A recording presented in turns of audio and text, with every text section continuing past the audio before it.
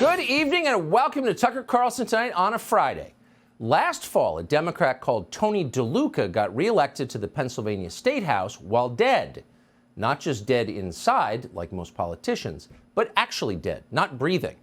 And not only did DeLuca win after having been dead for a full month, but he won in a landslide. Tony DeLuca got more than 85% of the vote. Now, by any measure, that is embarrassing. Pennsylvania Democrats elected a dead man. They knew they were doing it. They did it anyway. This would seem to defeat the idea of representative democracy, which is that you vote for people so they can represent you. But party leaders in Pennsylvania were not embarrassed. They were proud. Quote, "Well, we're incredibly saddened by the loss of Representative Tony DeLuca," they said in a statement. "We are proud to see the voters continue to show their confidence in him and his commitment to democratic values by re-electing him posthumously." In other words, electing a guy who can't possibly represent you is not an offense against democracy. It's the essence of democracy. Now, it's not a typo. They put that in a press release. And actually, it makes a kind of sense when you remember that it was also in the state of Pennsylvania the Democratic Party leaders backed a Senate candidate called John Fetterman long after he had suffered a massive stroke and could no longer talk or communicate clearly. Here he is during one of his rare public appearances last year. You're running for a seat that could decide the balance of power in Washington. What qualifies you to be a U.S. Senator? You have 60 seconds. Hi, good night, everybody. If you work full-time, you should be able to live in dignity as well, true. And I believe they haven't have any businesses we can't have businesses being subsidized by not paying individuals that just simply can't evade to pay their own way. You're saying tonight that you support fracking, that you've always supported fracking, but there is that 2018 interview that you said, quote, "I don't support fracking at all." So how do you square the two? I do support fracking, and I support fracking, and I stand and I do support fracking. Now, that debate, as you well remember, was considered shocking by most everyone who saw it, but not by Democrats in Pennsylvania. They didn't seem even mildly ashamed to be caught running a candidate who couldn't speak. Fetterman's own wife, a former illegal alien called Giselle, candidly told reporters how she deals with her brain-damaged husband. Quote, "You just ignore him when he's speaking." Now, Democratic voters love this because they always love it when women attack and diminish their own husbands. It makes them feel like they're not alone. It's totally normal to hate your husband. And of course, they took Giselle's advice and they elected John Fetterman to the Senate. In a party where no debate is allowed, it's not like you need a senator who can use words, or for that matter, a president who can think. Now, we naively assumed that Joe Biden would be in trouble during the 2020 primaries when he misidentified the state he was standing in, or mistook his sister for his wife, or made about 100 other weird and disjointed statements that suggested regular amphetamine injections were the only thing getting him through his rallies. Biden's senility seemed so obvious, and it was obvious. But what we missed was how much the Democratic Party had changed. Joe Biden's campaign was never about Joe Biden. He could have been anyone, dull or sharp, old or young, alive or dead. The candidate himself was irrelevant. What mattered was the power of the office. Democrats just wanted the seat. The details of who occupied it didn't matter to them. And as if to prove it, Dianne Feinstein has been a senator from California for more than 30 years. She's now 89, the oldest member of Congress, and she is sadly completely out of it. Last month, she learned that her staff had announced her retirement from the Senate. She had no idea. Watch this.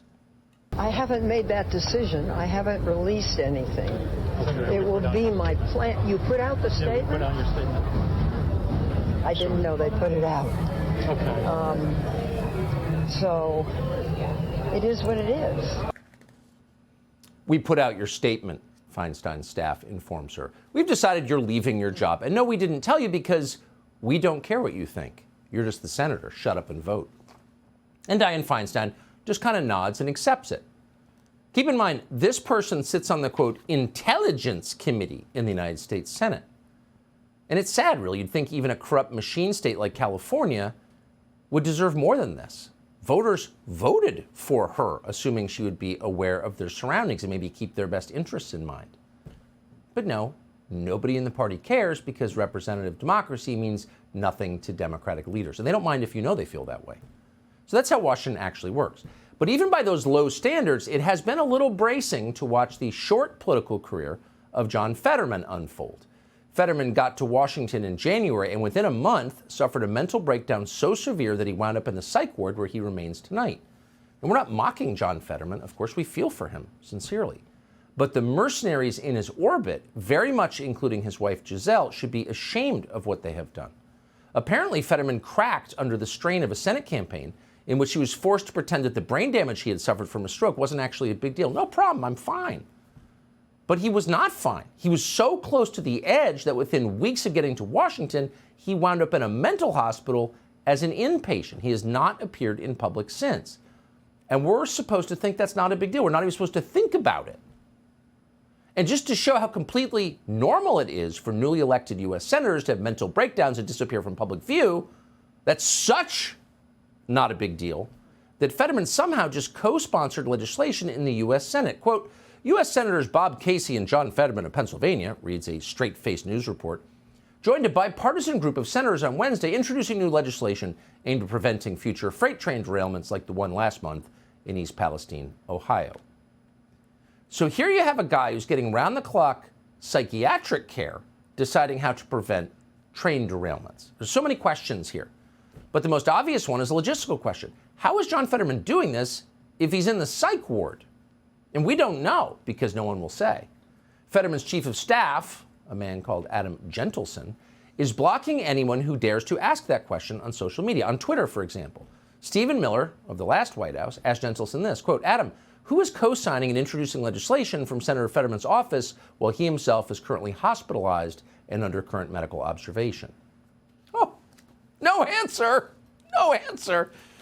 Gentleson just blocked Stephen Miller in response. So the problem with this is not John Fetterman himself. Once again, it's impossible not to feel sad for John Fetterman or anyone else who suffers from mental illness. A lot of us are eccentric. Some of us are very eccentric. And a tolerant and compassionate society should do its best to help people suffering from problems like depression or schizophrenia or whatever. The problem is that a society that elevates people who are mentally ill is doomed. Wouldn't a functional society elevate people to positions of leadership who are the wisest, the smartest, the sanest, who have the greatest degree of foresight and emotional self-control? Yes, it would. They would not intentionally put people in positions of authority who were incompetent. They would not allow John Fetterman to write railroad safety legislation from his bed in the psych ward. That is, pardon the description, insane. Biden, of course, will celebrate this as a new glass ceiling shattered, as if we're all empowered by being governed by people who can't think straight.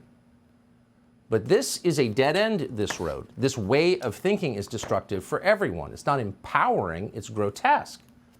And if we continue, we might wind up with people dressed in admirals' outfits pretending to be women. That could happen. I am honored to serve as the first female four-star officer of the U.S. Public Health Service Commissioned Corps. Now, that person is obviously mentally ill, but so are the rest of us if we accept it as normal.